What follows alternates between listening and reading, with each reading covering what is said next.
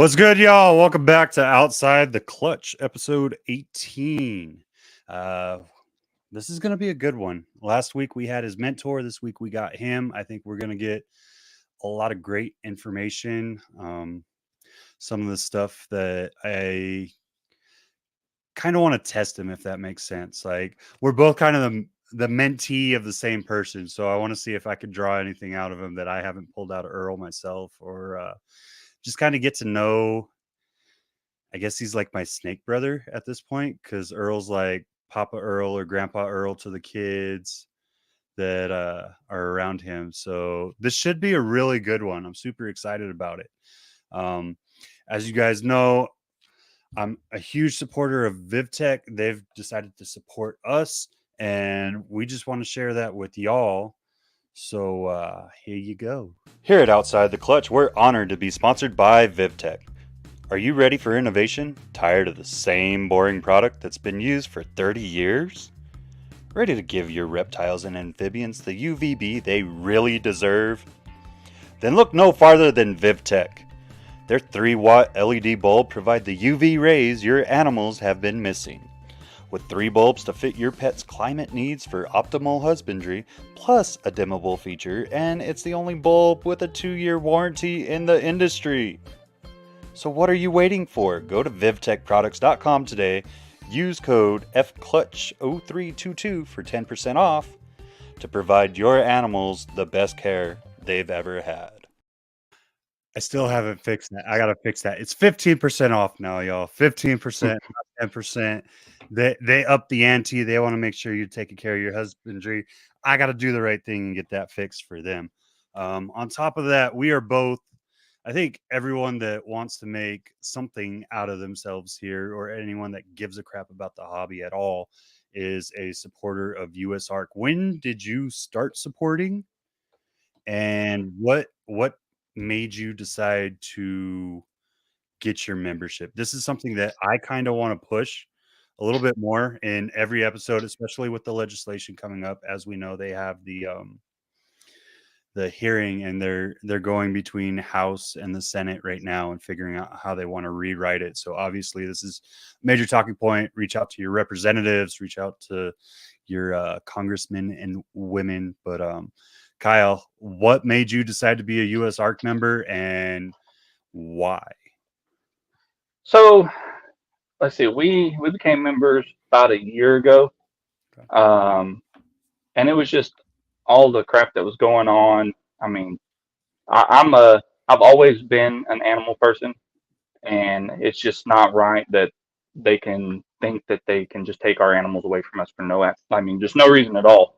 And it's everything that they do for us is phenomenal, and I support everything that they do. Yeah. So it's just one of those things that, if you're able to support them, you don't have to be a member. Just supporting them in general, it just makes a world of difference. I think that's one of the things that people forget too. Like, we're obviously we're always like, hey, become a member, do this, do that. They forget that there's actually a little $5 membership, like a monthly subscription type thing, right? Right.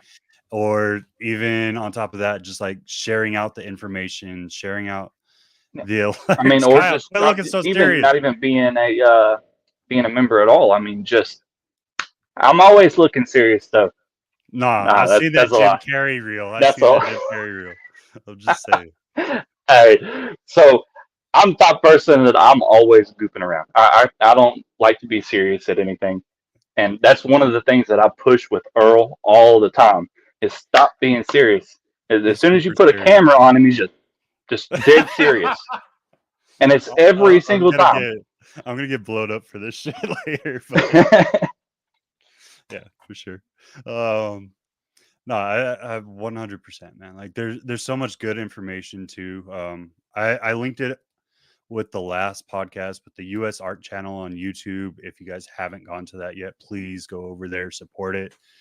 They're putting out all the changes that are happening. They're putting out different ways that this is affecting different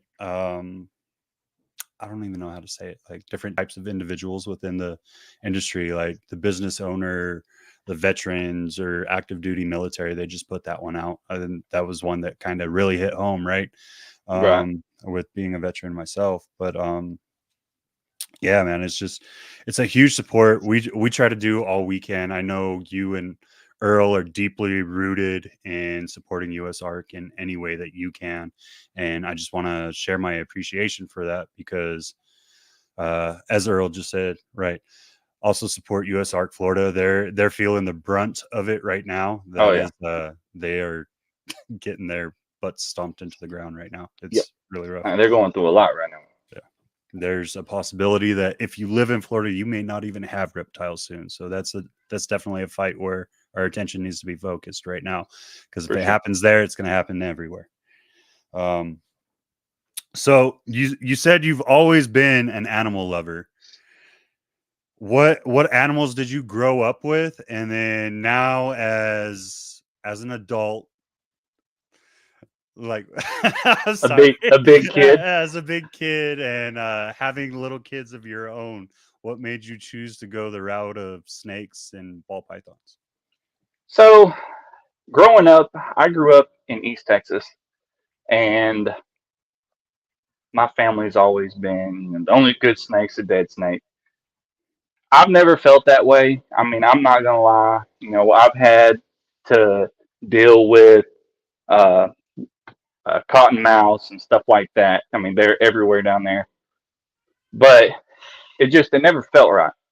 And I mean, my parents, we had chickens, we had ducks, we had cows, uh, goats.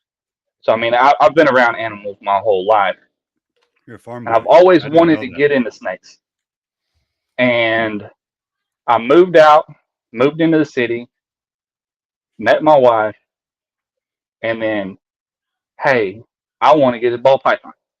Absolutely not. It's not gonna happen. She's terrified of snakes. I got you. Just keep going. Don't worry about that. No, Just keep going. I was reading. Uh, so it took about what 10.5 years for me to finally just say, you know what, I'm getting one. Well, you can put it in the garage. I was like, no, I got a spot cleared out right here. And it's actually right behind me. Perfect spot for it. Got one. Then there was a reptile store that opened up not far from us. So we go in there and we're looking at all the different ones. And, I didn't know anything about the different, genetics and morphs of them and anything like that. Right. But just the normal ball pythons have always been a really pretty snake to me. It's just, I mean, there's such a difference between every normal. Like they're the browns and stuff like that. They're gorgeous animals. And we went in there and we were looking at a couple, and she ended up getting a snake, but she wouldn't mess with it. I think I got bit what 4 times before we left the store,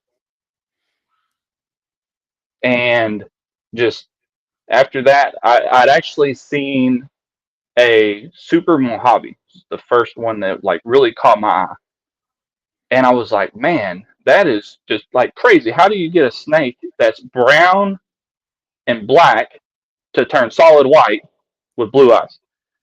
So then it just kind of started getting everything going in my head, and then I, for a year and a half, all I did was YouTube videos, world ball pythons, and it was just like it just consumed me. If I wasn't at work, I was looking at different genetics. So I gotta ask real quick. You said the YouTube videos. Who were you watching at that time? So Earl was one of them. Billy from Mutation Creation was one of them. Uh, let's see, who was the other one? Dare I mention? Chris Hardwick was one of them at the very beginning. Oh no. It was at the very beginning, and it didn't last long. But it was the craziest thing. Whenever I first started collecting and getting more than a couple, I showed my wife a picture online of Earl's facility. And I was like, how would you like to have this? She's like, absolutely not. That's way too many. And now I'm helping him at his facility. So it's crazy how that works. Right.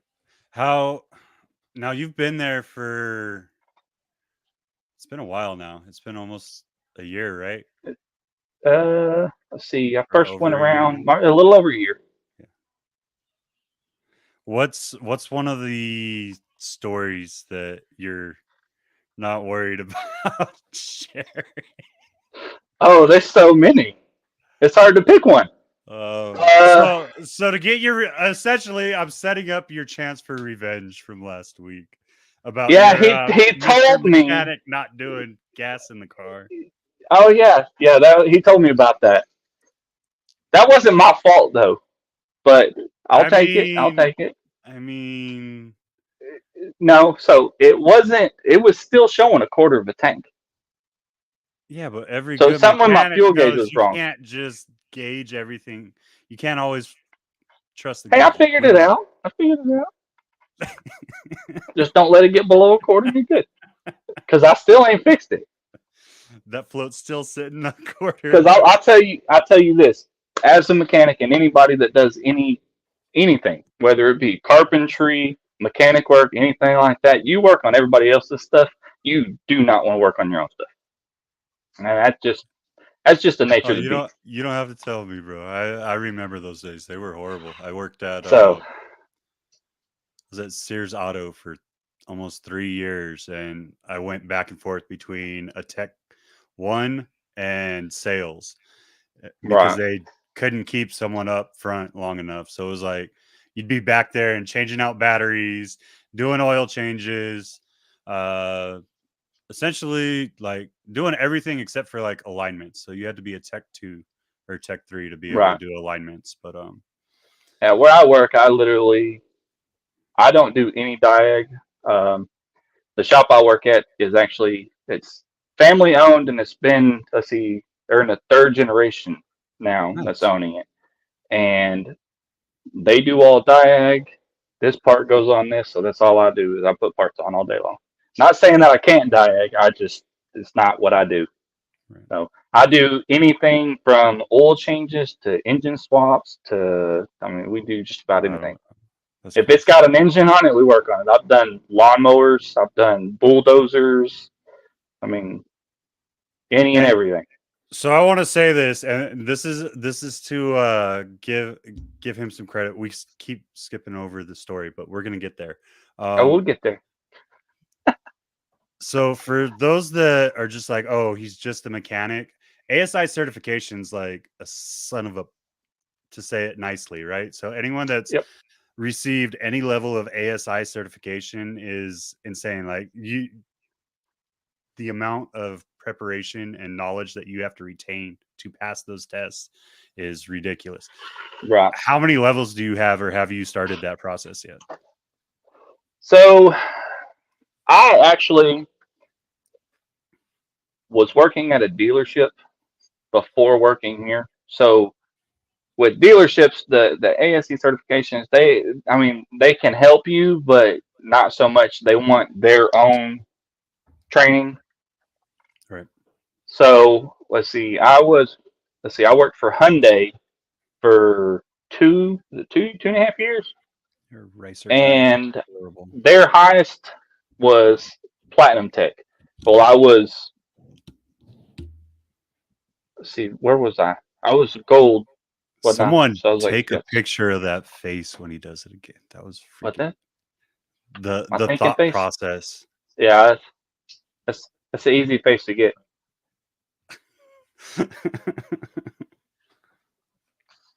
So I mean, I've got a couple of certifications, but the job that I do, I'm not required to have them. All right. Nice. But I've done it my whole life, so. Yeah. I recommend it, man. It's just, it makes, I don't know. I'm one of those people though. I want to get out of it. I've been doing it for so long that I'm over working on cars for a living. That makes sense. I mean, I have a project car that's been in my garage for I can't tell you how long, and I just don't want to mess with it. You need it out to build the snake facility? No. She's been trying to get rid of this car for a long time. What are you talking about? Don't be Ashley got smiling all over there. I excited. see you. Ashley got all It's just excited. smiling over there. Oh man. Yeah, ain't happening. So how long has it been since you got into snakes? And then let's reel it back into Earl. Okay, so let's see, we got our first snake, what, 3.5, 4 years ago? 4 years ago. Okay. So 4 years, you've had how many seasons breeding? This is our third. Sorry. She's telling me that I'm wrong every time I say something. So, That's what they're good for. right, she's Yeah. standing back there with a board. Three.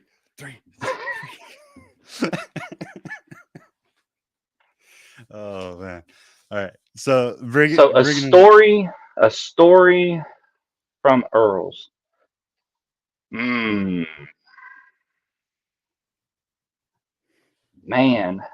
it's hard to pick one because all we do is goof off and we're always at each other all the time.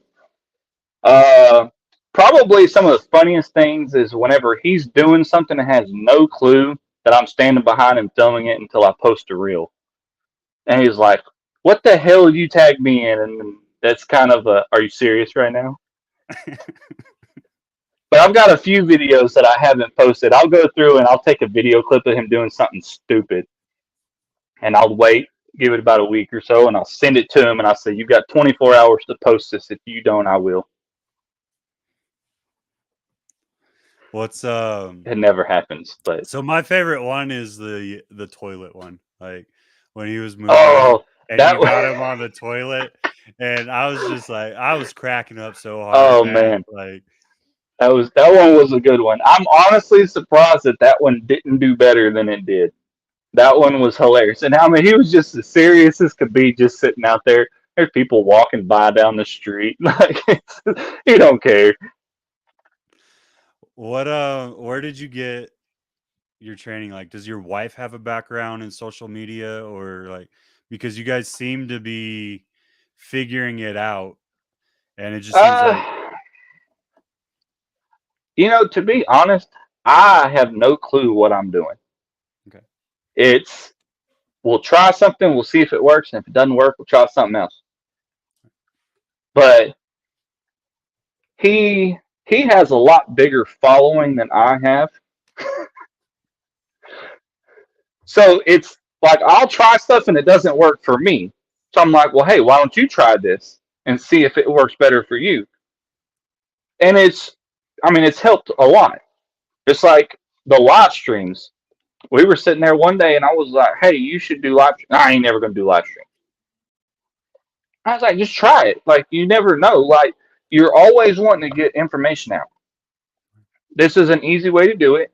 And it's not just you standing in front of a camera, it's you talking to other people, so it makes it easier. Well, I'm over here washing a tub and I turn around and he's got his phone all set up on the rack. And I'm like, what are you doing? He's like, I'm about to do a live.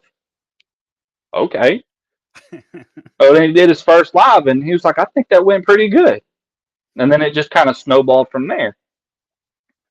But he'll call me and it's like, hey, so I've got this person and this person and this person and this person. I'm like, wow, you're like going all out with this. I was just thinking just a random live while we were cleaning. But I mean, it's working. It's helping get information out. And, he's a very knowledgeable man. He knows what he's doing. And it really does help out the community. I'm glad you pushed him, man. Like I remember when I first started. The first time I showed up to Earl's was in God, what was it? 19? I think it was 2019. I showed up with the camera and the kids.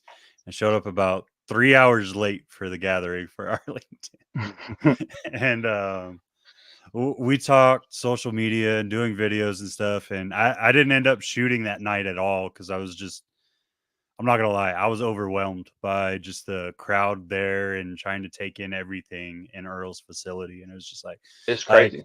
I've been to multiple places, man, and it's just like you see what you see. Like if you look behind me, it looks like okay, he's got his shit together, right? But you don't see the other half of the. No, I'm just saying.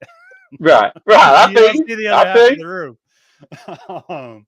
Earl shits But together like all he the had to time. go through and tidy everything up before the wild started. I mean, I get it. That's why I just put this up so it covers it. No, I'm not that bad. I used to be. I'm not that bad anymore. Like I finally got my rhythm down. But it was one of those things, you know, I had to take it in, and there's just so many different genes to play with there, and like just so much to learn. And like when I was there, this is probably my second time with Justin in person. So I was like, I was letting him do his thing with Justin, and I was talking to Brent, and Right. we were joking around and being the little hooligans that we usually are. It's Brent. We know. Yeah, we know. And then I watched Justin's attention get diverted. I was like, oh, hold on. If he's paying attention to something that close, I need to I need to listen, Right. you know? And it's just it was a lot of good information. So I didn't get to actually shoot anything that day, but we talked about it a lot. I was like, man, I watch your egg cuttings. You need to do more. You need to do, and I like obviously you there being able to pick into his ear has done a lot more, Yeah. and I'm glad for that. What's it been like, kind of working for him? Because I'm gonna say it right now. I think you're, well, not working for him, but mentoring under him, because you're one of the best hearted people that I know. Like I got a little bit of a pat on the back from Chris when I helped JD and Marita move, but like he's clear across the country and you're cleaning his snakes for him, trying to make Right. sure everything's taken up, and you're not going to get that everywhere. So the fact that you were willing to do that and you weren't told to do that, like I applaud you for that, man. The love that you give to another person's collection just tells me how far you're going to make it here. But what's it been like mentoring under him, and what's one of the biggest takeaways that you've had so far? I mean, it's good. And whenever I first started coming around, so let's go back. Whenever I first met Earl, so it started out, he was on Billy's podcast, and he was talking about getting trouble snakes to eat as Mhm. hatchlings, and he said vanilla extract. And I was like, bullshit, because snakes don't like alcohol. If a snake latches on you, you pour alcohol in their mouth and they'll let go. So I was like, bullshit. There's no way that that works. And he was like, dude, don't knock it till you try it. Well, I had a snake that I had been assist feeding for almost 6 months.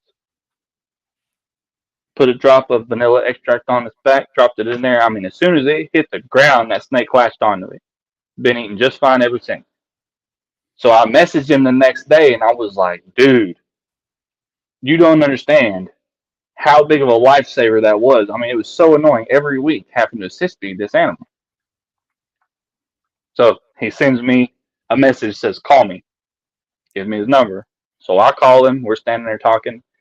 And like I said, I had seen his facility. I've seen him at shows, and he always had a big crowd of people around him. So I was never able to walk up to him and introduce myself to him. So we're standing there, we're talking, and I was like, yeah, man, if you weren't so far, I'd come see you. And he was like, well, where are you at? I was like, I'm in Arlington. He was like, dude, you're like 30 minutes from me. I was like, what? Somehow or another, I got Amarillo out of Alvarado. And I was like, okay, hold on. You're literally right down the street from me. So we actually took our kids over there for my daughter's birthday. And they got put to work unloading a truck of cocoa blocks. She was very disappointed, but we had a good time. We got to look at animals and everything like that. Well, then I had went over there a couple times, just kind of hanging out and looking at everything. And he had always said, because I brought up working with him, and he was like, I will never have somebody in my room that works with animals or works with ball pythons because it's a conflict of interest. And I understood that. And it just kind of, I don't know what happened. Just one day he was like, hey, we're going out of town. Huh? Oh, we helped him clean for the show. That's what it was. But he was getting ready to go out of town, and he was like, hey, man, the person that normally takes care of Roscoe can't watch him. Do you think you can come over and watch him? Absolutely. Not a problem. So I go over there and I'd feed him and I'd water him and everything like that. Well, then they went to Tinley. So when they go to Tinley, he asked me if I would do it again, but he also had his ASFs. So he was like, just go in, change your water bowls, everything like that. I was like, all right, yeah, that's fine. So while he was gone, or before they left, we go over there, me and Earl hanging out in the snake room. I tell my wife, I was like, hey, I need you to go tell Ren that while they're gone, I'm going to shoot a YouTube video in his snake room. So when his cameras go off, keep him from looking at it. So I went through and made a YouTube video of me sneaking in to Earl's facility, and I had the shirt on, the cowboy hat, and everything like that. And it it was hilarious making it. And I was gonna go through and do a video clip of me climbing his fence, but one of his or two of his neighbors actually were having garage sales, and I was like, that would not be good. Me trying to climb his fence with all these people standing outside. So I was like, well, I'll just so I go in and I grab my cup out of the refrigerator and take a drink of it. And the chocolate that was on me. That wasn't scripted. I completely forgot there was chocolate in there until I seen it, and I was like, "Ooh, chocolate!" But it ended up being a funny video, and I told him about it after they got back, and I was like, "Hey, just to let you know, I shot a video while y'all were gone. I didn't post it. I'm gonna let you watch it first." And man, him and Ren were just dying laughing. And she was like, well, he's like, you knew about this? She was like, yeah, every time your phone went off saying at the camera, she would distract him and get him to go do something else so he didn't see it. I was like, yeah, Mama Ren's on my side. Oh yeah. That's how I always get out of getting in trouble. You eat my chocolate? Well, Mama Ren said I could. Happens all the time, man. Oh, yeah.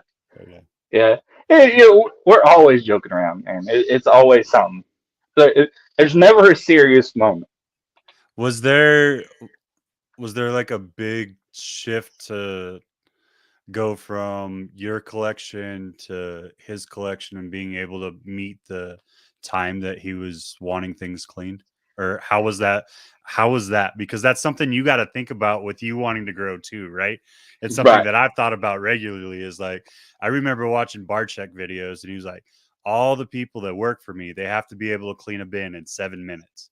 So Yeah. like when I first started, I was like, okay, that's going to be the standard. I have to clean every bin regardless of animal in 7 minutes. Right. And I've held myself to that. And now that I'm within my routine, I'm like, okay, I got to drop it to like 5. If it takes me longer than 5 minutes for an enclosure, I'm messing up.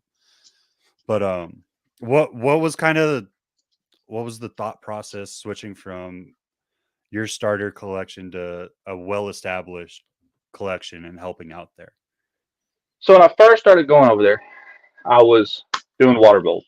So he would do water bowl, like he would hand me the water bowl, I would clean it while he was doing the tub.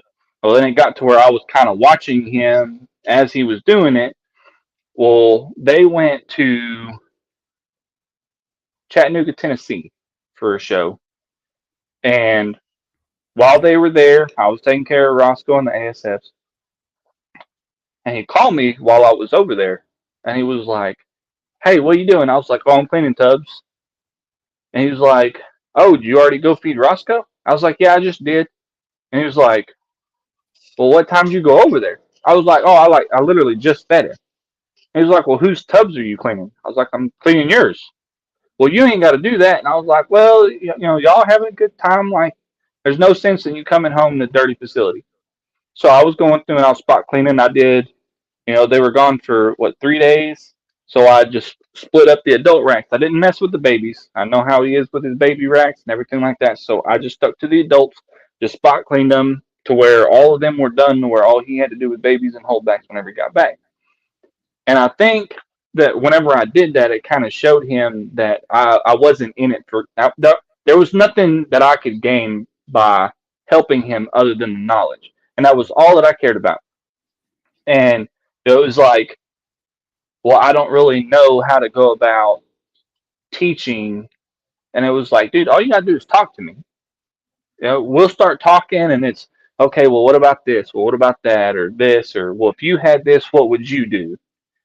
And that was just kind of where it kind of started. Okay. And I don't know. I've always been the type of person to bend over backwards for people. You know, I've been screwed over many times, and it's still, it's just how I was raised. You know, Right. I like that. How have you taken what you've learned there and what you're doing there and brought it over to your collection?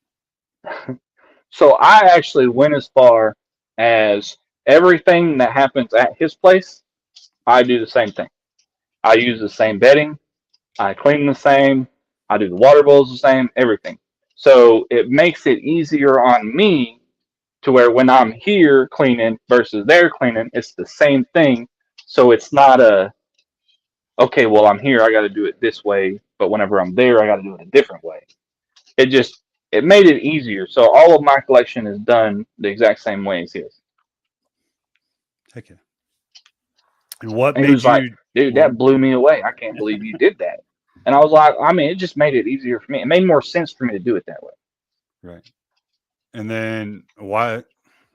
Besides just being easier, do you think it was just like a time thing, or was it like to help you memorize what you were doing over there? I feel like there was some sort of So, underlying thought process there.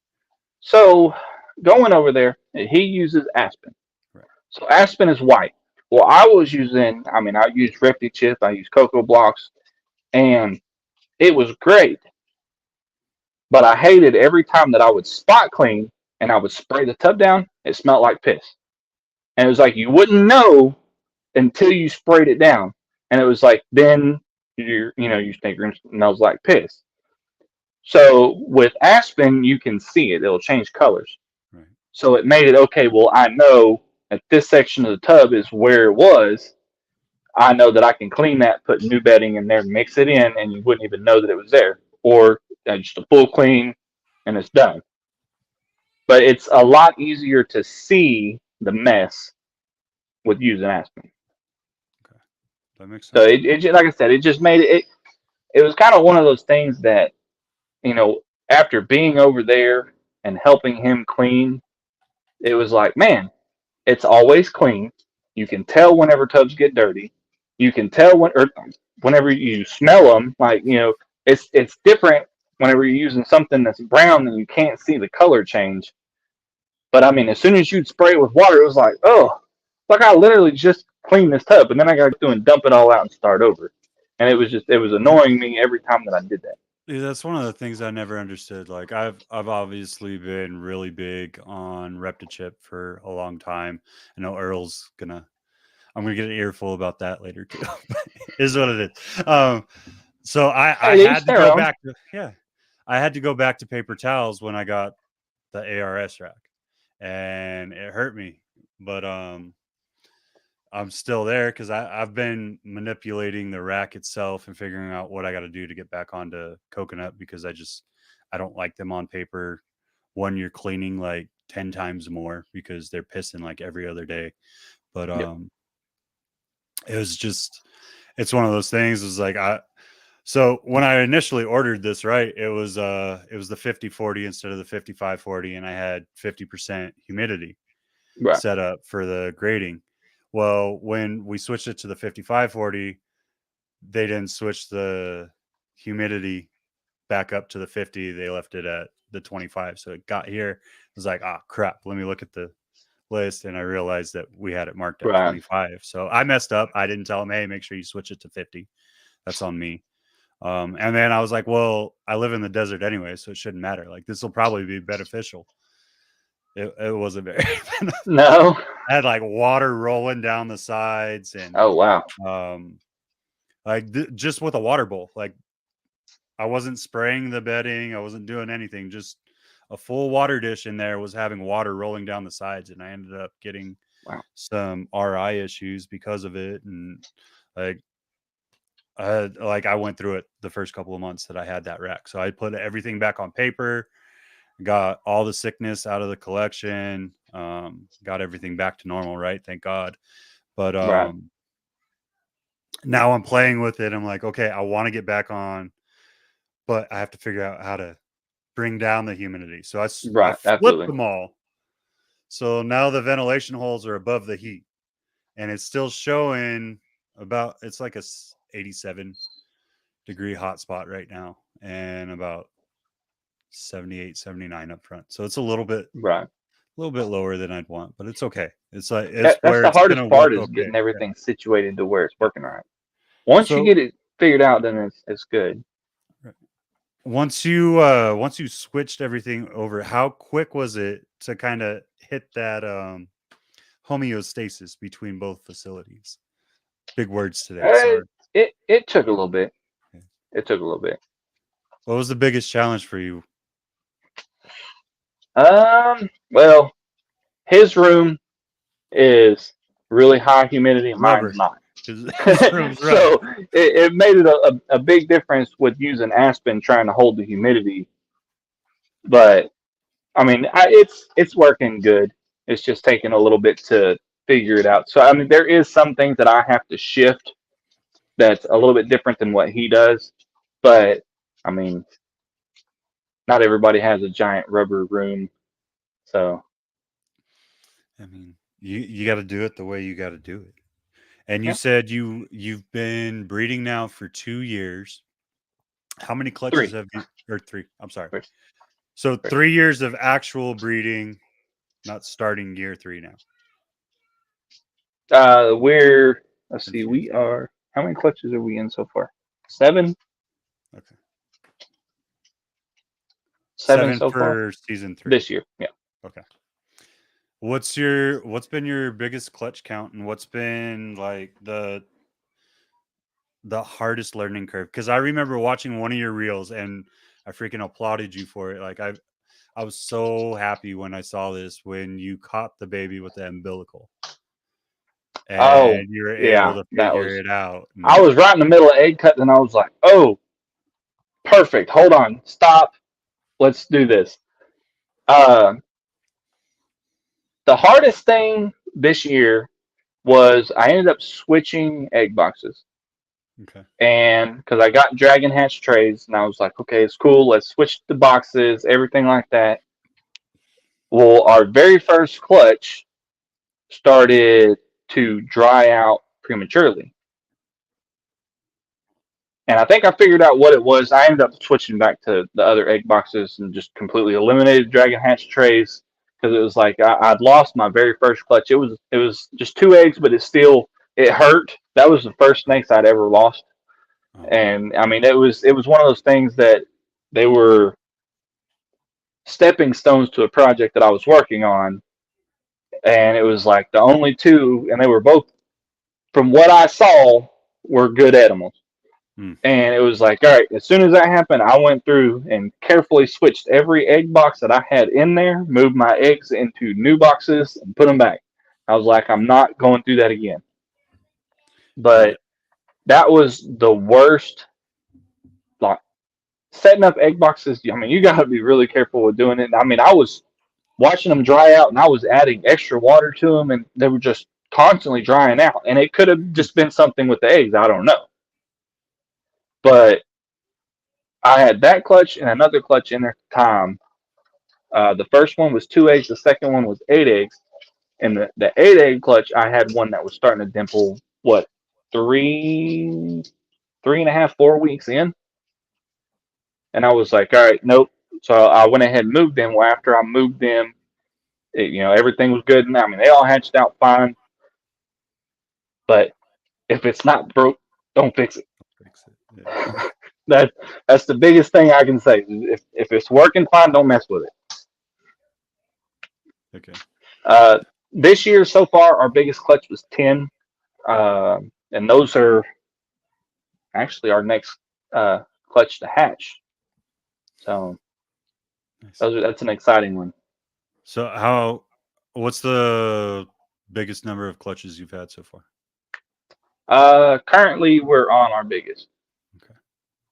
So you're at 10 for the year, or I think we're on 7 right now. I've got okay. uh, 3 more females.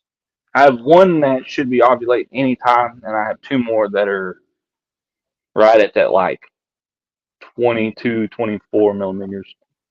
Okay. So So potentially hoping the for best 10. year ever. That's awesome, dude. It's awesome. That's the way you want to do it. That's Absolutely. yeah, heck yeah. This is a quick jump up too. Like, I mean, I say it is. I'm one of those. I've been a really slow grower, and Right. I'm okay with it. Like, me and Earl have talked about it a lot, and I just, with all the things I had going on in my life, I couldn't devote as much time as I needed to the animals. So Right. it took the ability that I have now to be able to jump up, which I'm super excited for. But Right. we're gonna see it play out, and we're gonna go for a stupid number of clutches, and we'll see what happens. Hopefully, Right. it works Hey, the successfully. hardest part's getting rid of them. Right? Nah, I Once just they see. hatch. I don't even have an issue. Well, God willing, I haven't had a lot to get rid of though. Like Right. my first year, pretty much everything I made was het. So anything that was female automatically stayed. And Right. then Absolutely. I kept back 1 or 2 males, and then everything else just took off. Like it wasn't rough, but this year I purposely kept some because I want to force myself to vend one of the local shows and actually Right. see, okay, can I do the sales over the table, or am I just more comfortable doing it online? Um, and just kind of seeing what would be more beneficial for me. But Right. where do you think you're gonna head with that? Like, are you gonna take Earl's approach and just do strictly online, or what do you want to do? Uh, in the past, we had talked about vending, and I like to walk around and hang out with everybody at the shows. So like being confined to a booth is not something that I'm really wanting to do. Um, but I don't know. I don't know if I really have the desire to sell animals at shows. I don't know. I haven't really thought that far into it yet. Um, I mean, we'll just have to see how it plays out. Um, but we do pretty good with local sales and online sales. So. Nice. Mm, so you said hopefully, and we're going back a little ways, but you said hopefully you're not going to be a mechanic much longer. What's kind of your game plan here? Uh, honestly, I don't really have a game plan. Uh, my back has been messed up for many, many years because of mechanic work, and I go see a chiropractor every week just so I can work. And she's already told me that I'm not gonna be able to do it for myself. So before too long, I'm gonna have to start looking at a different route because of the amount of abuse that I've put on my body in the past. And so I don't know. We'll just have to see what happens. So So you're looking to make this full time for the eventually, next yes, couple of years? Okay. eventually. We'll What see do if you Earl has anything to say about that. what do you what are you envisioning in order to do that? Because everyone has their different spot, right? Like Right, me, I'm if we do what I'm thinking this year, we could be full time with that, just based off of like what me and my wife bring in from our time in the military and our disability. We right. live well enough with that, and then this would just be added and pushed forward, right? Where do you think you're gonna have to be? Are you looking at like 30, 40, 50 clutches, or what's kind of your Uh, thought process? And this is for me to put that bug in your head as well as Ashley's, so that you guys right, actually think it through. This is something that I didn't do very well when I got out of the military, right? Like we're telling our soldiers, hey, have a plan and make right, sure that plan's in motion before you take the steps to leave. right. And Absolutely. I absolutely didn't do that. I was like, oh, I'll be No, you okay. just I'm jump gonna in have. with both Well, feet and no, get it I was over with. like, well, no, I know I got disability coming, so we'll be okay. I Right, didn't realize it was gonna be such a fight, and then it actually took almost 4 months for me to get paid because right, they were messing with my paperwork. But so like for the first 4 months out of the military, I didn't have anything. Like I thought I was gonna lose my house I just bought at that point. It was right, crazy. But yeah, man, like it's more to put a bug into you and something to kind of provoke you guys into thinking right now. But if you right. had to, what would you say is where you need to be in order to make reptiles full Eh, time? so right now, a lot of the stuff that we started out producing was not anything crazy. Um, I'm trying to learn what the different genetics do in different combos. So I'm not trying to go after the, $20,000, $30,000 snakes right now. I want to know what I'm making as I'm producing it, and I'm not in a rush to do this. Um, I want to try to gain as much knowledge in it before I try to move forward with something like that. So as of right now, I don't really know what that kind of sweet spot would be as far as clutches. It really just kind of depends on what we're making. Okay. So, That makes sense, man. Makes so it's sense. kind of we're gonna have to learn as we go and kind of figure it out as we're going. So you've been to multiple shows now. You've had a lot of interaction with a lot of people in the industry.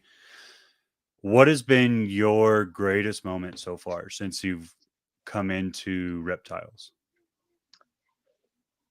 So I've never really been a very uh, I don't know what the word I'm looking for. Uh, I'm not a person that likes big crowds. I never have been. You have social anxiety. Very, very bad.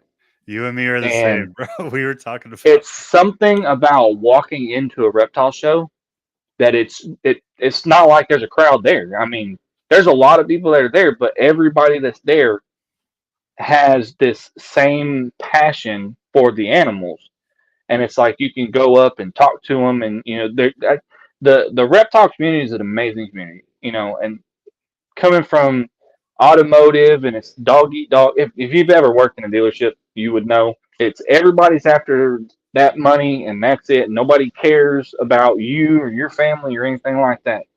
And just seeing how the reptile community comes together when there's an issue is just it blows me away. And I'm glad that I'm a part of it. It's just how I am, and seeing other people that are the same way, it makes me feel a lot more comfortable being around these people. Okay. So that would be my biggest thing. Would just everybody that I've met at shows has been very friendly. They want to hang out. It's like you walk up and see somebody that's like, "Hey, I've seen you on Instagram," and it was like we knew each other, and I've never seen them before. You know, it was really cool, like seeing all these people from all over the place that just come together and, hey, you want to go grab some food? Hey, let's go out. Let's go do this. Let's go do that. And sure. So if you had to pinpoint so far in your time in the industry, like when you're old and gray and your grandpa Kyle, what story are you telling your grandkids at that time about when you were young in the reptile industry? Probably whenever my wife was passing out the jelly penises at the last show, making everybody eat. Oh yeah, you were one of them. That's right. Yeah, I got suckered That into was that a one. that was a good one though, I got suckered into that one. dude. That was, oh man, I was laughing so hard that weekend. It was unreal. It was so good. Earl and Mama Ren, that's the problem. I love them so much that I can't tell, especially Mama Ren. Like I could tell Hey, Earl no to a couple of things, but if Mama Ren right, asks, it's an automatic yes. right. So Earl So didn't even that whole try. thing. She's just like, John, come here. So that whole thing was my wife and Ren that came together and thought of that, and then my wife was like, "No, I'm totally doing this," and Uh, I'm we just saying, showed up I with was at all of least it. And it was smart with it. I was like, I'm not going down by myself. Come here, wife. You ain't getting me by myself on this one.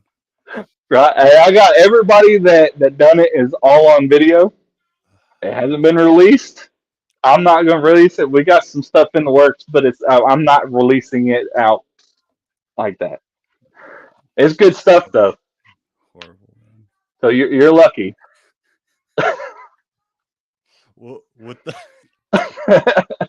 with the wealth of with the wealth of knowledge that you've gained so far, man, what would be your biggest advice for other new breeders or just new enthusiasts coming in right now? Uh,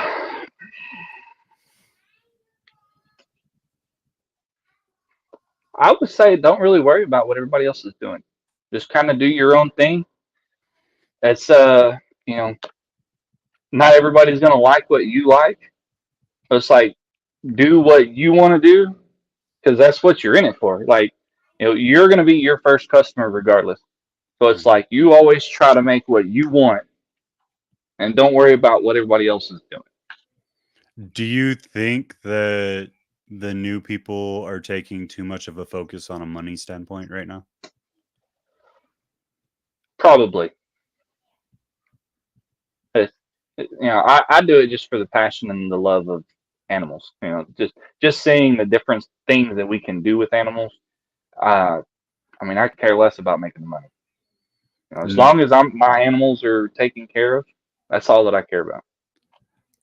with having to work with so many species under your mentor, do you think that's something that you guys are going to open up to as well? Like venomous? I'm not saying Oh, venomous, but like looking at like different, I because mean, I you're have. working with mammals, you're working with like a multitude of reptile species now. Right. Do you think at Tatom's you're gonna do that? Or are you gonna leave that Uh, just strictly working with Earl? I'm not sure yet.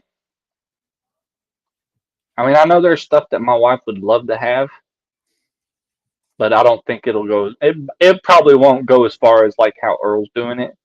Right. But I don't blame you on that, man. I he don't he, think take, a he lot of takes on a people lot can of do it stuff. that way. Yeah, He takes on a lot of stuff, that and man can that do it. porcupine man, he's something else. He don't like me. He never has. I don't know what it is about me. It's the smell Every of time I oil. try to do something, he tries to bite me. It's the Always. smell of oil on you. Must be. That smell of oil don't go away. No, I bleed oil. What are you laughing at over there? What? So the stuff that you're working, what has you most excited this year? What are you most looking forward to? Kids are going crazy. Right. Uh, this year, um, I'm really hoping this next clutch that I hatch out, I hit what Turbo loves me. No, he doesn't. No, not even in the slightest. Uh, Probably this clutch that is getting ready to hatch. So that was a pastel spot nose clown to a Mojave head clown. So I'm really hoping that I can hit the Pistavi spot nose clown. Um, it's just one of those that if I hit it, it's going to be phenomenal. I mean, I got 8 chances to hit it, so hopefully, uh, or 10. Sorry, 10 chances to hit it. Oh, that's your big clutch? You said, yeah. Oh, that's freaking Yeah. awesome, dude. So I got Yeah. 10 chances to hit it, and I'm really hoping. I mean, if I hit multiple clowns, I'll be happy. But I really want that one. Uh, I'm sure you're gonna hit a few And I hope visuals. it's a male. Oh man.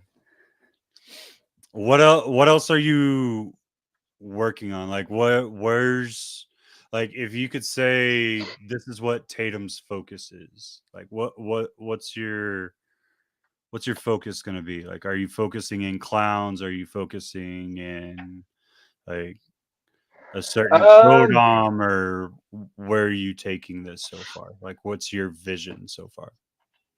so right now we're actually working with a. We're trying to get lavender and champagne. So I actually have a clutch and incubator right now that I'm trying to hit champagne het labs. So last year we produced a uh, banana Champagne, Mystic. And we noticed that the Mystic pulled a lot of pattern in the side. So we're wanting to work it into recessives. And I think with the lavender, if we can get like blackhead or black pastel, something to pull the purples in a little bit more. And then I want to throw like leopard in it to try to pull a little bit more pattern, but I want the purples. That's the main thing that I'm after is the really purples. So with the champagne and that one, she's like gold and purple. But champagne's one of those genes that a lot of people don't want to mess with.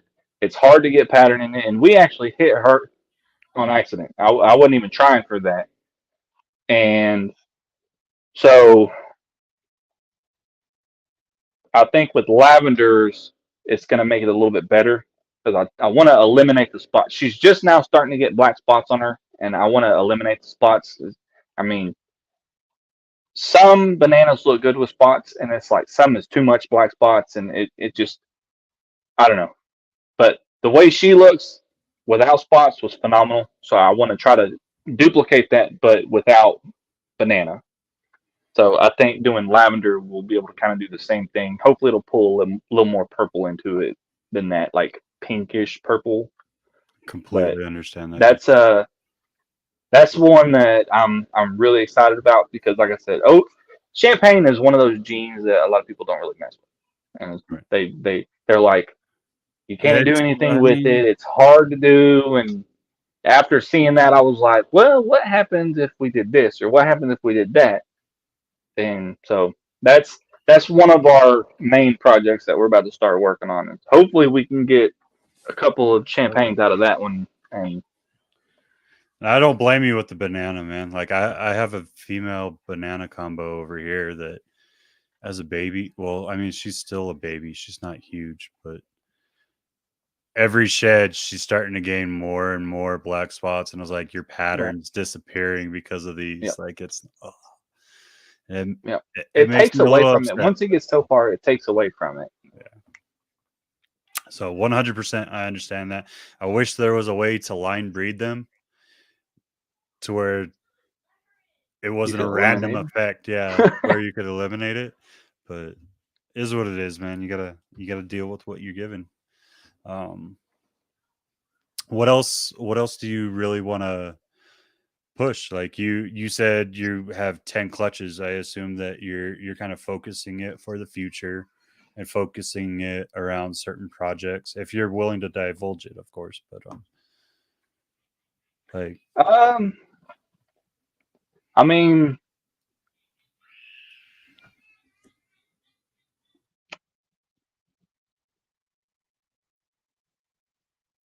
I don't know. There's a lot of stuff that we're working on that'll be coming later on down the line. Um, he just but said, I'm not gonna say. These um, stay secret. These stay secret. yeah, Uh, nah, that's all I'd good. love to, but I can't tell you all my secrets. So how big is your collection at this point? Right now we're sitting at what 85, I think is where we're at right now, somewhere around there. It's not a bad number. It's not a bad number at all for Jesus. Are you Right, hearing that? I'm sorry. yeah, a little bit. That's not a bad number at all for a starter though. I think it's very, very manageable. It's going to give you the opportunity to really look in and kind of focus on line breeding, which is Yeah. you have the perfect mentor for that, obviously. Um, I think it's going to give you the opportunity. Now, when you go and you buy, are you buying off of Morph Market or are you buying at shows still? What's your thought process on how you buy your animals now? Um, let's see. The last animal that I bought offline, but it was for specific genetics. Okay. Um, it really just kind of depends. Like whenever I go to shows, I'm like, okay, this is what I'm looking for, and if I find it, cool. But if not, that I'm not interested. I've done that before. Said I wasn't going to buy anything. Came home with 5 animals. So it's like, okay, I can't believe I just bought this. What am I going to do with this? And then it's like, okay, well, we can do this with it, or we can do that with it, and it's like, well, it'll probably work out. So I think that's that's the great thing about the shows and the horrible thing about the shows, man, because it's hard. It's you hard walking through shows, and you're like, oh man, could you think of what we could do with that? it's like a lady walking through the mall with her husband's credit card. Yeah, that's why you're supposed to hold her hand. Impulse buying. Yeah, that's why you're supposed to hold her hand when you walk through the mall. Everybody thinks it's romantic, and it's not. It's you're trying to keep her from running off. Yeah, I see. Yeah, she knows what I'm talking about. So, how many kids do you have now? Two girls. Okay. Are the girls active with the snakes? I assume, since they helped out with Earl. No, not at all. They don't want anything to do with it. They're at that age to where all they care about is their phone. Makes sense. Yeah, we literally what 4:30 this afternoon. Just got back from Oklahoma. We drove up to Broken Bow, spent the night up there, and came back. And the whole time, that's all he wanted to do is play on the phone. I'm like, dude, look out the window. Look at this. Like, we're up in like Beaver's Bend Lake, and like beautiful everywhere. And this, I'm like, dude, can't take y'all nowhere. That's when you call the service provider and be like, hey, I need you to cut service for the next 24 hours. Yeah, we're planning a trip to Destin, Florida in a week. Oh man. And I think they're not going to have their phones. I think that would probably be a smart move there, Dad. Yeah. Yeah. What's so when they were younger, were they always like this since you've had snakes, or? And I mean, they'll mess with them from time to time, but they don't really show that interest in it. Our youngest, from time to time, I'll ask her like, "Hey, you want to help me do water bowls?" Oh yeah, and she'll help. The oldest, no. So It's all friends. This is going to be a just you thing throughout. Well, me and my wife. My wife helps me a lot. Okay. Not everything, almost everything. Does she clean poo? Oh yeah. Huh, that's awesome. And it's never been bitten. I don't understand why. I get bit all the time. Everything. I'm telling you, dude. Everything wants to bite me. I go to Earl's house and I got snakes flying, flying out of tubs at me. There's a smell on they you. Keep me on my toes, man. You better change that Old Spice deodorant or something. I don't something. know. So, if the girls do show an interest, is this something that you would want to kind of pass down to them, or? Absolutely. Heck yeah. And you're doing your own live feeders for rodents as well, right? Correct. Yeah. Okay. I breed both Norway rats and ASFs. Okay. So this is my thought process, and you can tell me what you think about it. But I totally did that myself. One, as just for the fact that it's a lot cheaper to feed my collection at this point, doing live than frozen thawed. But two, I looked at it as, okay, well, I could separate these at some point if I scale them the right way, right? And I'm trying to figure out ways to create, if they want it, a different company for each kid. Right. Which is, I don't know. We'll see. Like, they all love the snakes. It is actually scares me how much right. they love the snakes. But not that it's a bad thing. It's one of those, I can't lock a room now that they can't get into, so I need to know what they're doing. So if they're quiet, I'm running to my snake room to make sure they're not letting them out. But what with your rats, what have you found Or is there like any idiosyncrasies that you found with breeding them? Is there certain things that you do that you feel like gives out a higher output, perhaps? Or Um, no, not really. I'll go through and every now, like whenever I clean my ASFs, I clean them once a week for the most part. But when I clean, I put um, sunflower seeds in there. From time to time, I'll give them shredded carrots. So I breed dubias. I breed mealworms for my bearded dragons. Mealworms, man, those things stink. they stink? That's crazy watching them eat. They stink. They stink. Mine aren't I that did it for bad. a while, man. Well, I did super worms. I didn't do mealworms. Oh, I did okay. super worms, but it's the same thing essentially in my mind. Yeah, pretty much. Yeah. We what was it? Last week, my wife bought a chicken for something, and after we picked all the meat off of it, I was like, you know what? I wonder. So I took a wing, and the whole wing, I took it in there, I threw it in there. An hour later, it was nothing but a bone, and I was like, holy cow! Like that was wild. I mean, they were in the bone, eating the marrow, everything. I was like, that was crazy. I don't um, I don't do the bugs, man. Like I tried it for our beardy, but I looked at my wife and I was like, you know what? At this point, oh, I hate bugs. yeah, I'll spend the $5 to $10 a week to Right, feed right, all of the insectivores. You know what I mean? Like it's right. Yeah, I've never liked bugs. I don't do spiders. I don't do none of that. Mm-mm. Nope. Man, we'll be walking through I'm a gonna get show you. and I'm I'll sorry. see one. You can see me scream like a little girl. I I mean, swear I need to break that million reel. You know, it might work. it might. Oh man, no, like I hated them, man. I absolutely hate's a strong word. I I feel did you. not like tarantulas. I did not like Oh no, spiders, no. and my wife really Nope. liked them, so I forced myself to get over the fear of them. Mm-mm. And I've touched a tarantula, but that's it. I have, yeah, like, I forced myself to hold one, and then my Mm. wife was like, "Well, I kind of want one," and I made the mistake of telling someone that, and then the next thing I knew, I had 6 slings and an adult. And then my wife was like, "Well, I want this kind and I want that kind." And now I have a bunch of arachnids in my house. And Oh no, yeah, they're I all in wouldn't my be able to sleep. bedroom. And yeah, Oh, absolutely not. they're all in my No, bedroom. Yep. nope, absolutely not.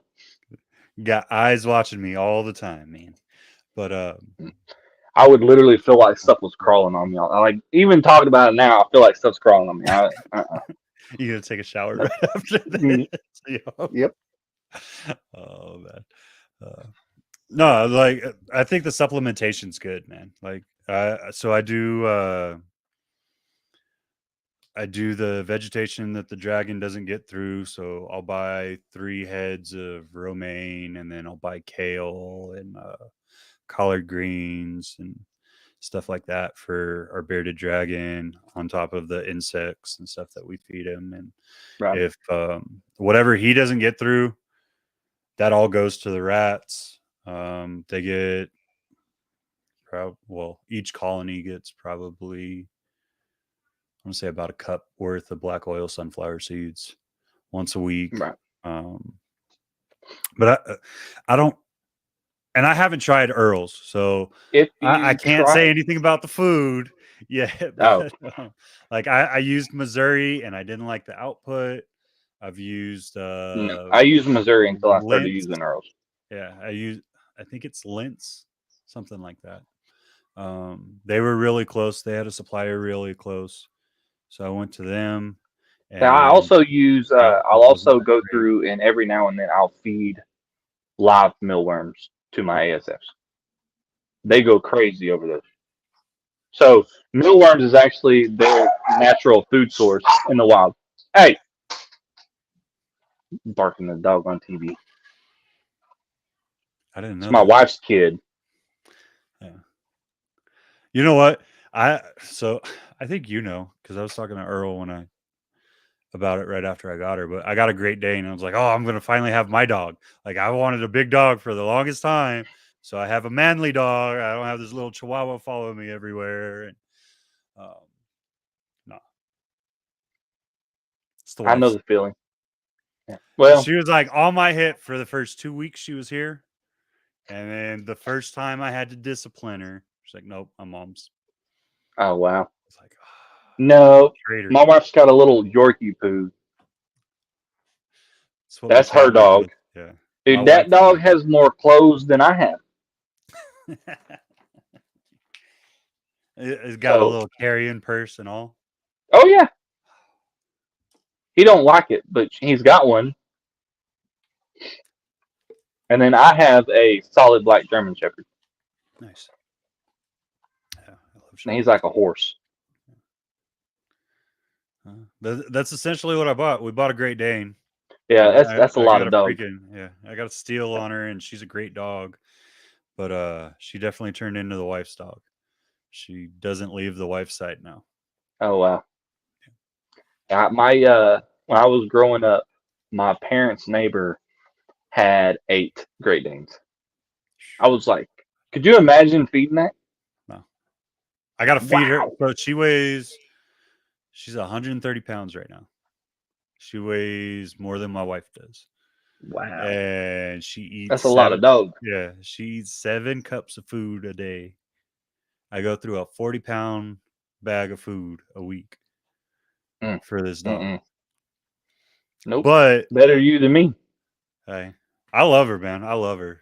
And like the kids, super gentle. Like I couldn't ask for a better dog around the kids. So Right. just that alone, that's worth it because my oldest had a lot of really bad experiences with large dogs. Right. Um, he got he got bit in the face twice when he was really young, both by dogs that we brought in from family members because they're like, "Hey, we're moving. We can't take care of this dog anymore." Right. And he was really young and would get in their face or something or get them cornered, and they're like, "No, get away, get away, get away!" And little kids don't listen the Right. greatest. So by the time you're over there, something bad happens, you know.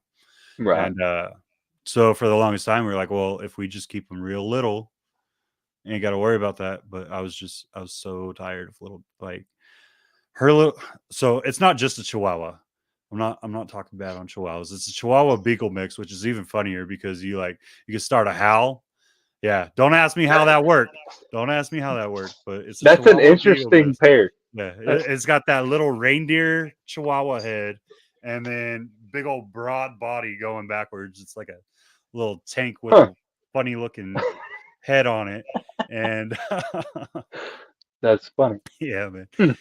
it'll start howling if you howl, and it won't go off because of the beagle in it. Like you can't Oh get it my to goodness. stop. It's funny as hell.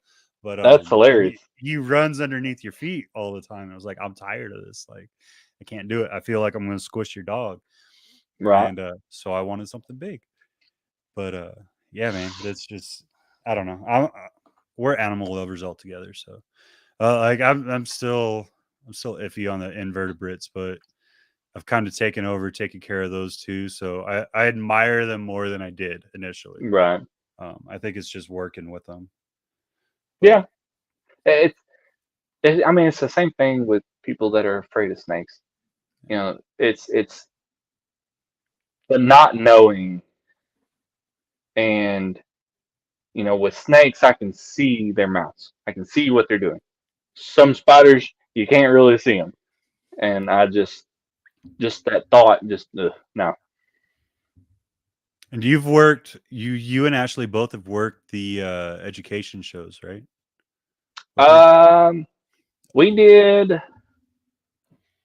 Let's see, we did the one not that long ago. I don't know if Earl ever posted the video with the giant tortoise with my bearded dragon walking around, or on its back, the turtle's walking around. It may have been something he sent me privately. I don't remember. I mean, it was a 130-pound sulcata tortoise walking around this complex with my bearded dragon sitting on its back, just looking around. There was another video clip that he had done. I was feeding both of them at the same time. I mean, it's crazy seeing kids that you know I mean, we had this event, and there's little kids that are up there holding snake the whole time and just fascinated with it, and their parents are like, "No, absolutely not." They won't even come near it, but their kids over there just having the time of its life with this snake, and it's people have always been taught to fear snakes, and I I don't know. You don't need to fear them. You need to respect them, Right. and that's the main thing. And but every time I hear somebody with this, the only good snake, the dead snake, and I'm like, why? Yeah. What is this snake doing to you? It's passing through your yard. Like it's not doing anything to you. Just leave it alone. It'll go on about its business. It's just looking for food. That's all it's doing. 100%. What what was kind of like your step up into that, right? So like you've had your first educational experience. I remember my first one. It was when I was still in the army, and I did my PA. So I was a medic in the army, and I worked for a PA, and his son was in a Boy Scout troop. And so we did an event for his Boy Scout troop while they were doing their derby runs for the year. And it was something for everyone that wasn't involved in the race at that time to do. Right. And then we worked it into where they can earn their reptile and amphibian badge, which is really cool. It's Okay. something I enjoy That's pretty doing cool. now because you have to give actual education to them, not just, oh, hey, look at this snake, hold it, stuff like that. Right. Like they need to understand, which it makes them go back and do research, which is freaking awesome to watch little kids like glow up and like be able to tell you facts that you don't remember or you may Yep. not have known at all. Yep. So it's really cool, man. What as far as education, is that something that you would like to pursue more? What was the greatest or like what was the most standout moment of that first educational process for you? Um.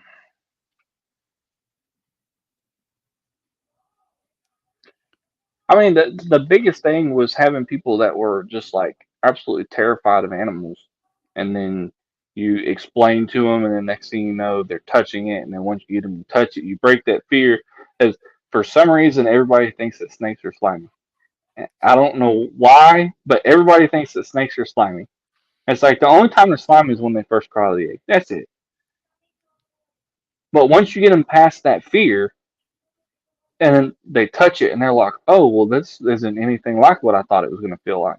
And the next thing you know, they're holding it, and then within 20 minutes, they got a snake wrapped around their neck, and they're having this just grand time.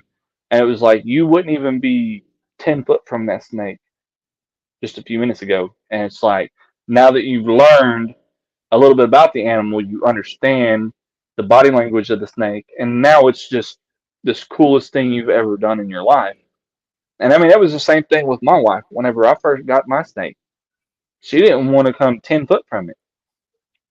The next thing you know, she touched it and she was holding it. And I come home one day from work and she's in the kitchen with one wrapped around her neck, doing dishes or cooking. I don't remember what she was doing. She was doing something, and I was like, "What? What are you doing?" She was like, "Oh, this snake is the coolest." And I mean, after that, it just kind of, I was like, "Okay, that was awesome." It's the And eyes then for it you, blows man. up my eyes. No, Oh, the eyes oh, is I like, thought you were oh, talking about my eyes. well, I your was eyes like, are pretty dreamy too. I mean, they are, especially um, in the right lighting. so it's the Oh, eyes. Like when you get the kid or even an adult past the fear and get them to actually hold on to it, like I can't explain how fast it turns into amazement and like their yep. eyes just light up and I can't explain the feeling, but it's kind of like that proud Papa Bear moment when you get your kid to do something that you didn't think they Yep. were gonna do, and you're just like, Yep.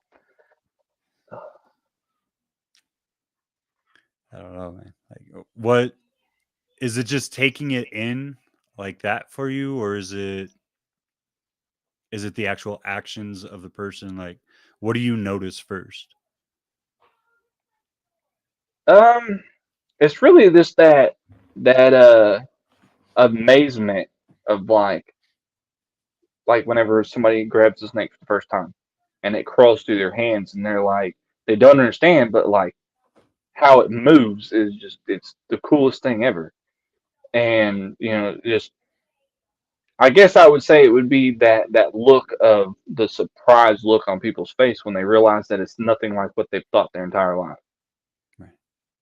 Okay. And it's like, I helped somebody understand that this animal's not trying to hurt them. You know, Okay. And I think it's really important that we continue to do that. Obviously, we want to grow this hobby as large as we can. We want to bring, like we were talking about at the beginning, that consciousness to US ARC so that they can continue to fight for our hobby. Um, and it's really important for us to set goals for ourselves throughout the process, right? So that we can remain focused, like we were talking about with the shopping at a snake show, right? Like you do so much impulse buying at times, or you'll see like a lot of people and you see them burn out so freaking fast because they impulse jump from one project to another. Um, so I think it's really important to set goals for yourself throughout. absolutely. So that being said, what's your goal or one goal you would give yourself for this year? Like we'll say from now until next June, what is it, June 11th? And then within the next 5 years, what's something you want to accomplish within the aspect or realm of reptiles? Um, And you can take your time and think about this because I'm gonna be reaching back out. Just right. I'm gonna hold you to it. Is Uh, what I'm saying. I don't know. I'd have to think on that one a little You're bit. gonna need a rain check on that. Yeah, it's there's just so many things that I could think of that just I don't. It's okay, Kyle. I won't Yeah, put you on the spot for that. We'll talk about it yeah. offline. That's a tough one. Yeah. I'm trying to get better, man. I'm trying Yeah. to make people really think. What has been your favorite creation that you've made so far, besides your kids? Because obviously that's like number one and number two. But as far as As far reptiles, as reptiles, my favorite creation. Um, I'm probably gonna say the champagne banana mystic. That one, whenever I cut that egg, I mean, it was one of those that I literally stood back and like, wait, all right, we're just gonna have to wait on that one. Then it crawled out of the egg, and it was like, I mean, she was gold, like gold and purple, and she ended up getting the nickname the Golden Child, and it just kind of stuck. So, nice. Where did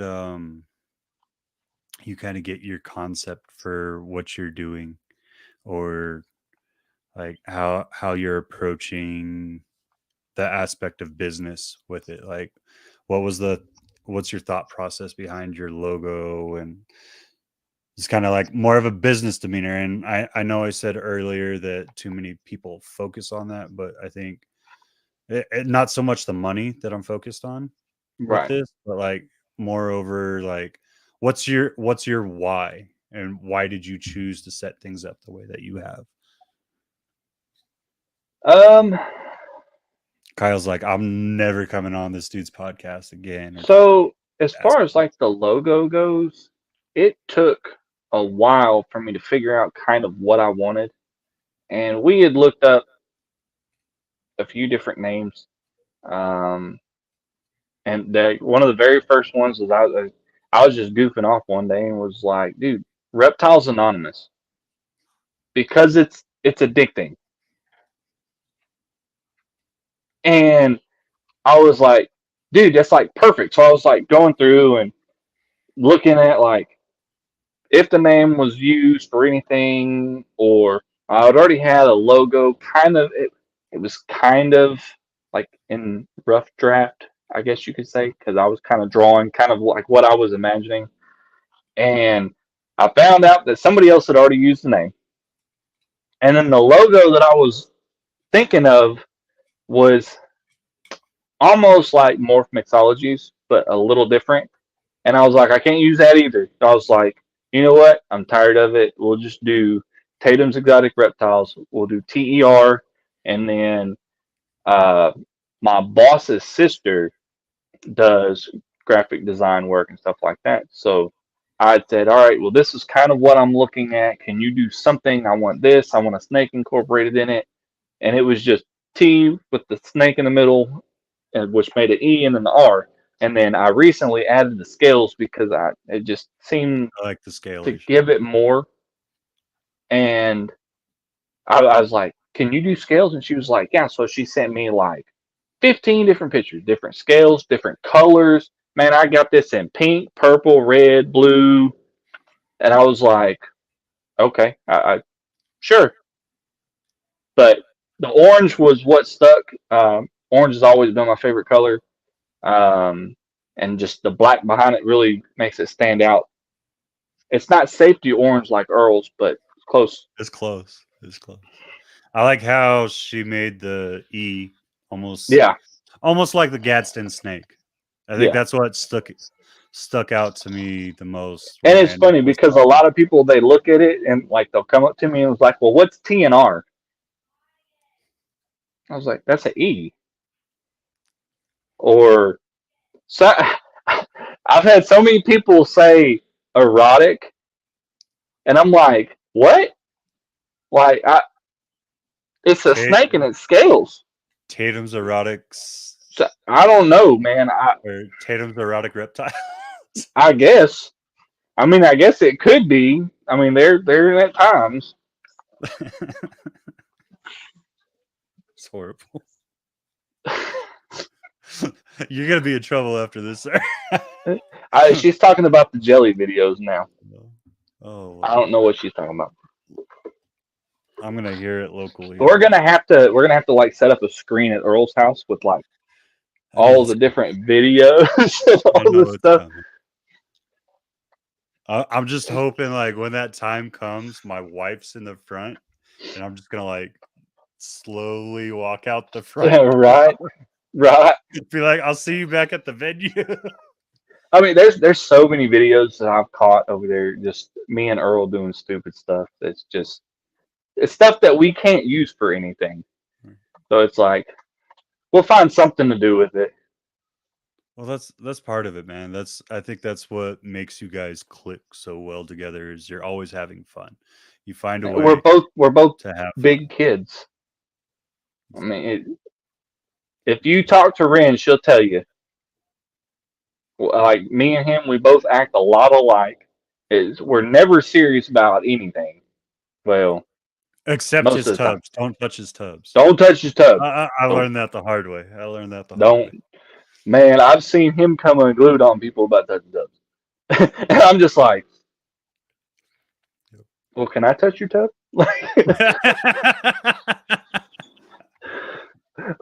I'll go over there and there'll be people talking. And I'm walking behind him. It's like, what are you doing over there? I'm shopping. Leave me alone. I'll send a picture to my wife. He just started laughing. Oh, man, that's good stuff. What's the one thing? This is kind of like the wrap up on it. What's the one thing that you would really, really want to push out to everyone? One in the industry, but also the beginners coming in. Like we kind of followed it with like husbandry and stuff like that. But if there was a thought process from tonight or with what's going on, something that you've learned, what's one thing that you would really want to hammer home to everybody in the industry right now?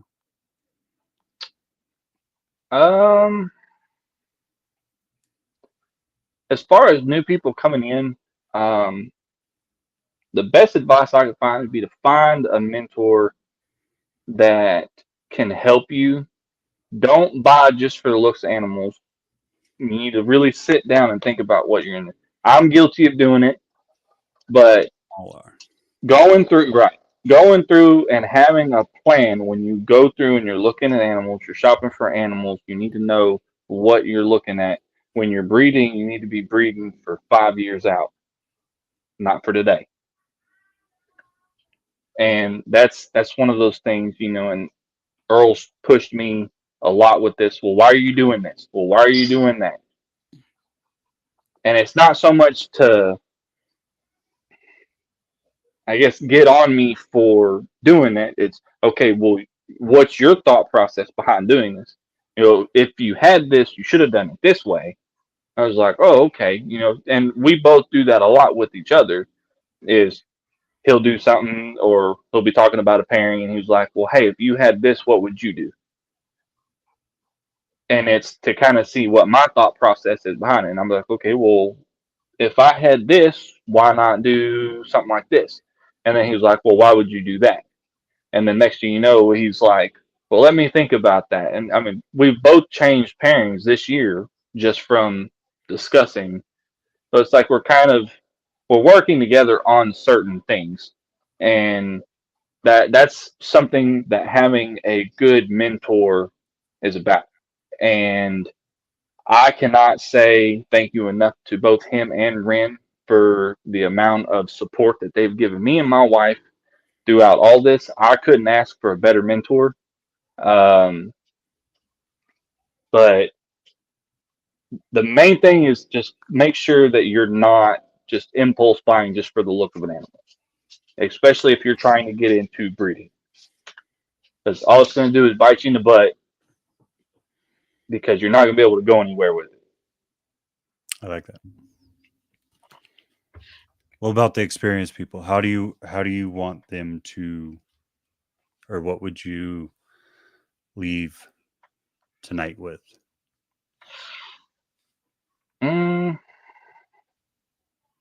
It's like, man, asking hard questions tonight. It's been a long day. That's what you get for not watching my shit. No, right? I'm gonna have to start trying more. just play. You do you. And I say this like I'm not saying this just to be like whatever. I say this because it's something that me and Earl regularly talk about, and he says a lot, and it's what you've brought in might help somebody or make somebody that has 20 plus years even in this industry think about something in a new way. So if there was a nugget of information, as my wife likes to put it, what would you want to say to people that have experience versus those of us like you and me that have only a couple of years?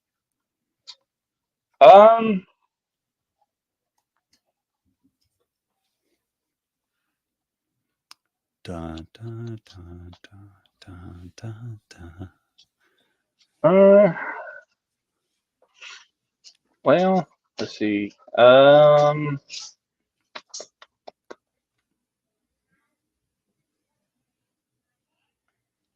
a tough one. I feel good about that. You put me on the spot. I am. That was a really good one. I'm not. So here's my thing. Is like we used to don't cook bacon naked. Yep. Don't do that. My big thing is we always look at husbandry, right? And you have those people that do like the weekly water changes and this and that, or weekly changing of substrate. And I know people that say that they change like when they go into coconut husk. They do a deep clean on their coconut husk like once a month, which is, I don't know how you do that because that coconut's soaking up piss for a month. Right. But like even when I did coconut, I do a weekly deep clean regardless. I do spot cleanings daily. My waters I try to do at a minimum every other day now, which is there's some days where I don't get to it, but I'll get like halfway through. I make the effort at least. I don't like still water, especially after talking with Tom.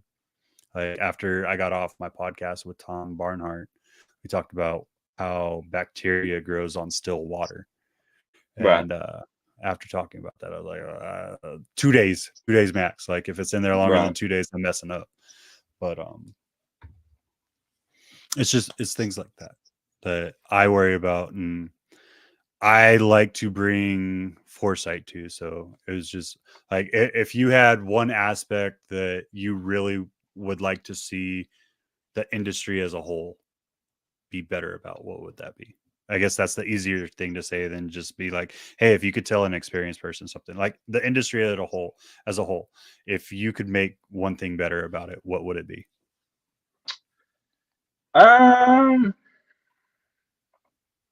See, there you go again. It's the same thing. I could tell you another one. Information. Earl says it all the time. There's so many people that just don't want to talk. Right. And there's going to be a I mean, lot of knowledge lost. Yeah. And like whenever you go to shows like the bigger breeders that don't want to talk to people, but the little guys, and just because we're new doesn't mean we don't know what we're talking about. We might not have the experience that they have, but a lot of bigger breeders, like Earl will say this, he's got a one-track mind. This is what he's focusing on. It's always good to have somebody else kind of look at it at a different aspect to open your eyes to see something different. Like the way he's going with his collection is different than mine, but whenever I'm thinking of a project, I'm not going the same way as him. And so like I said earlier, there's a lot of stuff that we'll discuss as far as projects goes. Like, well, what would you do if you had this? And that's what I would say. Would be open to help from somebody else. Just have an open mind. It's not always just this direction. There's not one right way to do anything. I like it. That was a well way to be politically correct there. Good job, Kyle. Yeah. No hate mail for you this week. No, I'm just kidding. I'll probably get some just for my questions asked, but it's okay. So if we want to buy a snake from Kyle, if we want to check out what you're doing, if we want to help you reach your own 1 million view reel, how do we get a hold of you? TATOMS.exotic.reptiles on Instagram. Tatom's Exotic Reptiles on YouTube. We're also on Facebook. I don't get on Facebook very much, but I'm on there. The easiest way to reach me would be on Instagram. YouTube, I've been slacking a lot. I'm always so busy. I never have time to shoot videos. You shoot videos constantly. You just need to. I shoot videos for somebody else. Into something big. Fair enough. Morph Market. Are you using a Morph Market? I am on Morph Market. And it's just, is it pulled up? So this is one of the things I've noticed, and I love John, and I'm not trying to shit on him. If you don't spell it correct, or you don't put it exactly the way that the owner did it, you don't find it. So how do they find you on Morph Market? It's the same thing, Tatom's Exotic Reptiles, but it's TATOM, not UM. Okay. Like, common misspell. I always spell it with a U. Okay. And is there the possibility of a website coming up, or is that in the process? Hopefully soon. Okay. Nice. I like it. Y'all, give some love to Kyle. If nothing else, go support his wife's shopping habits. She needs to be taken care of. I need to take care of my wife after this, because she probably just heard all of this, and I'm going to be in trouble too. So, doghouse tonight, yeah. Right. But seriously, y'all give him some love. Make sure you're going and you're supporting him, and we're going to bounce out because it's family time. Family You'll time. have a great weekend. I've had enough of that this weekend. Mine's just starting. Right? All right, brother. Thank you so much. I appreciate it. All right. Y'all Thanks for having me on. Absolutely.